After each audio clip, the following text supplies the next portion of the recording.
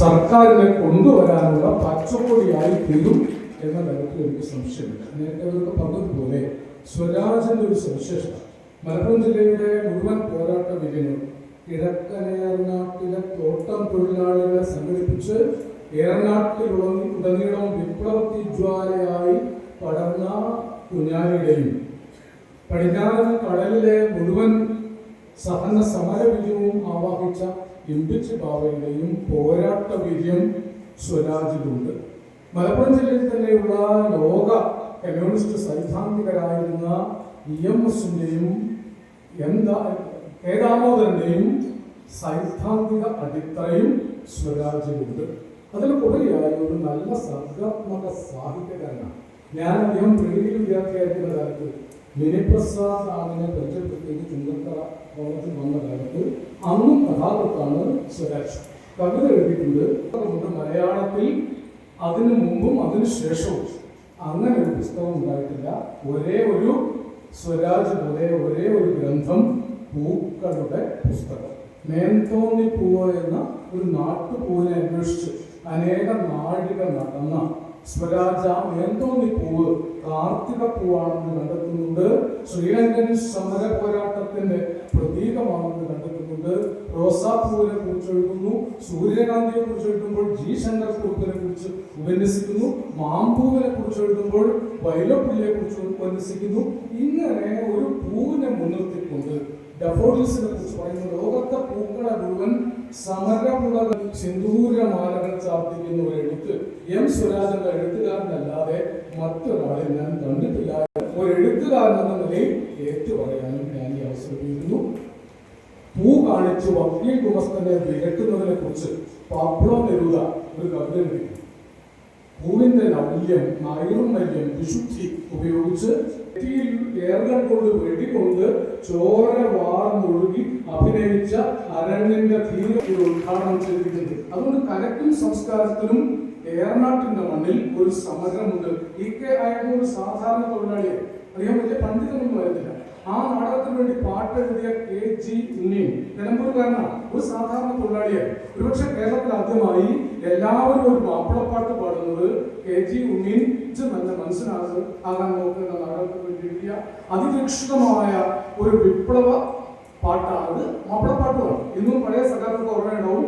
അല്ല പടച്ചൊരു ഭൂമിയിൽ നിന്നൊരു കൂട്ടരു പുത്രകയാക്കി നിറുക്കി അതിനുടയതിരും നിലയുമെ ഇതുവരെ കണ്ടിട്ടുകാതെ ജന്മി അകലയിലുന്നിട്ടതിൽ വിളയുന്നത് തിന്നയാനേ റബ്ബേ തിന്നയാനേ.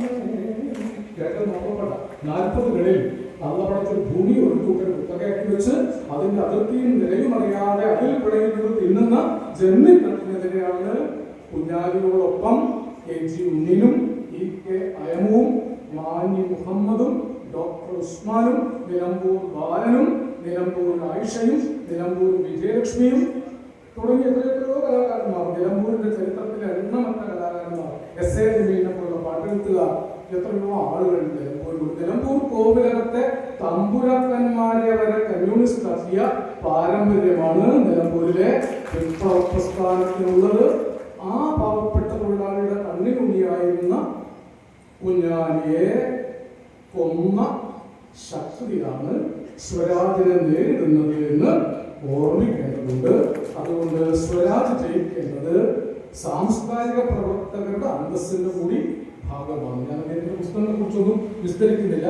എനിക്ക് ഏറ്റവും പ്രിയപ്പെട്ട ഒരു സുഹൃത്താണ്, അനുജനാണ്. അതുകൊണ്ടാണ് ഇന്ന് തീർച്ചയായും ഇവിടെ വരണം. ഇതൊരു രാഷ്ട്രീയമായ ഹാജർ കൂടിയാണ്.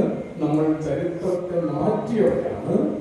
എവിടെയൊക്കെ പാവപ്പെട്ടവർ തോറ്റിട്ടുണ്ടോ അവിടെയൊക്കെ അവരെ കൂട്ടിച്ചേർത്തുകൊണ്ട് നട്ടലുള്ള പ്രത്യയശാസ്ത്രം കൊണ്ടും വർഗബലം കൊണ്ടും സമര വീര്യം കൊണ്ടും ജയിച്ച ജനതയാണ് കമ്മ്യൂണിസ്റ്റ് പ്രസ്ഥാനത്തെ പിന്തുണച്ചിട്ടുള്ളത്.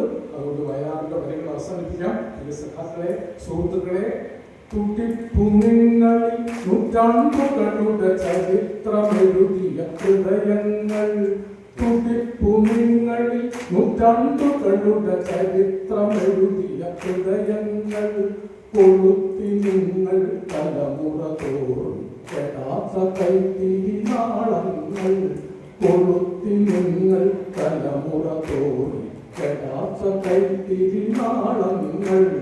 നിങ്ങൾ നിന്ന സമരണ ഭൂമി നിങ്ങൾ നിന്ന കവചങ്ങളുമായി, നിങ്ങൾ നിന്ന സമരണ ഭൂമി നിങ്ങൾ നിന്ന കവചങ്ങളുമായി വന്നു ഞങ്ങളുടെ എന്തിനാ പുതിയ ചെങ്കൊടി നേടി എന്ന് പൂരിപ്പിക്കേണ്ടത് എഴുത്തുകാരല്ല, നിങ്ങളാണ്. രക്തസാക്ഷികൾ ചങ്കിലെ ചോര കൊണ്ട് നിറം പകർന്ന ചരിത്രത്തിന്റെ ചെങ്കൊടി പിടിക്കാൻ ഞങ്ങൾ എഴുത്തുകാർക്ക് അത്ര വലിയ സങ്കോചമില്ലെങ്കിൽ ഈ ജനത അതെടുത്തുകൊണ്ട് എം സ്വരാജിനെ ആ മഹത്തായ വിപ്ലവ ശക്തിയുടെ വിജയ പതാകയാക്കി നിലമ്പൂരിൽ നിന്ന് ഉയർത്തിപ്പിടിക്കും. അഭിപ്രായം